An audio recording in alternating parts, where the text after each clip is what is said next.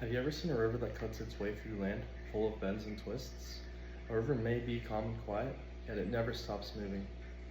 A river flows past all obstacles that lie in its way, no matter what form of terrain may lie ahead. We each encounter those moments in our life where things don't flow the way we want them to. I want to share how I keep moving forward and how those around me help shape my river that is my life.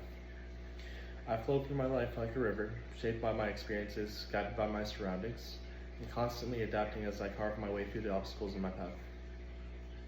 I have faced many struggles, but I grew stronger with each and every one that I overcame, and through this journey I have learned how to navigate my way through life. Today, I'll share the events that helped me grow from a stream to a mighty river, from when I failed my first year of high school and how that failure taught me responsibility, to then weeding out those that were polluting my water and sticking to those that purified my streams, and how I found a way to keep moving forward after high school, even when a large dam stood in my way. Like every great river, my journey started off narrowly and flowed aimlessly along the current. The first bend in my life that allowed me to branch off into a stream of my own came during my first year in high school. I was a freshman and everything that we did was virtual, and to be honest, it felt optional. I didn't really take it seriously. I didn't pay attention in classes, and all the minor assignments that I didn't do because I thought that they were useless to me, I just let them pile up, and I didn't think it would come back and bite me later. I spent my days floating aimlessly like driftwood, as if I was just letting the river take me where it pleases.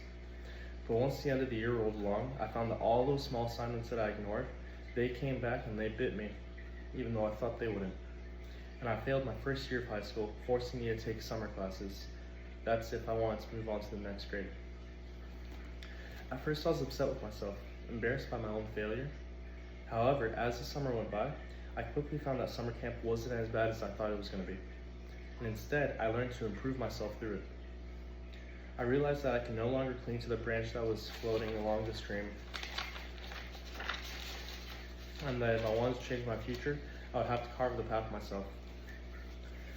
Now at that time, it didn't just fix my mindset, but it redirected my flow as well. I stopped drifting aimlessly and I branched off to become a river of my own.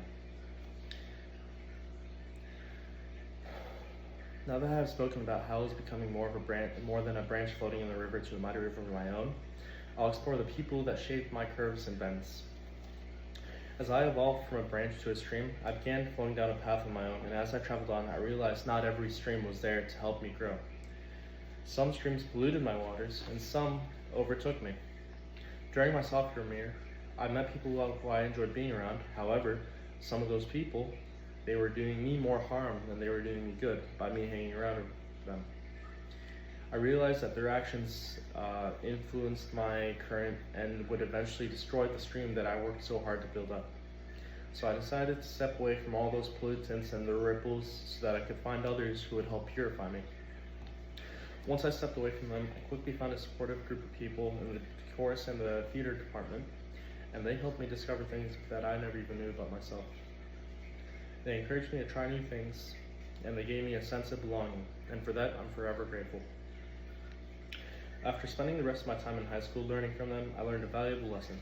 When you find good people, and I mean good people who are always there for you, who can offer a shoulder that you need to lean on, and people that can just help you with your day-to-day life, they become more than just sticks or leaves that float inside of your pond.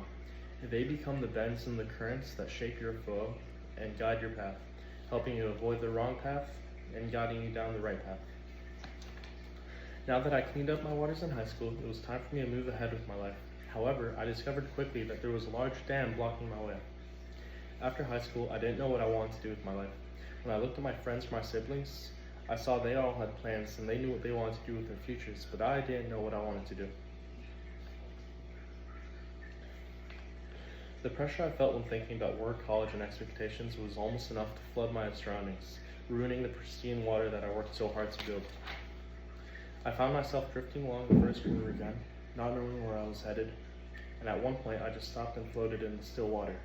I reached the dam that blocked my path, and the water was just piling up with nowhere to go. But dams, they're not there to stop the water, they exist to control its flow. I began taking small steps towards the exit, and as I extended my hand to those who came before me, my friends who were already in college helped me find my footing, and my brothers and sisters at my house helped me when I needed more personal help. It was then that the cracks began to form in the dam, and I realized that all I had to do was keep moving forward, and not even the dam could hold me in. I began planning my path, and I started working at my dad's store. And just like that, I was able to burst through the dam and burst through all the cracks, entering the vast land of opportunity that lay behind it. Now, to sum it all up, just like a river, my journey has not been smooth sailing or predictable, but I've kept flowing forward. I've talked about how I was shaped by my experience of failing my freshman year and learning to take responsibility for myself, and how I was guided by and learned from those who I surrounded myself with, and how I adapted after leaving high school by leaning on those who came before me. Even a small stream can carve out a canyon. You just need to keep on flowing no matter what the destination is, and don't be afraid to rely on others to keep you going. No matter how many twists or obstacles lie ahead of my path, I'll keep flowing forward because the river never stops, and neither will I. Thank you so much. This is my presentation. My name is Muhammad Halton.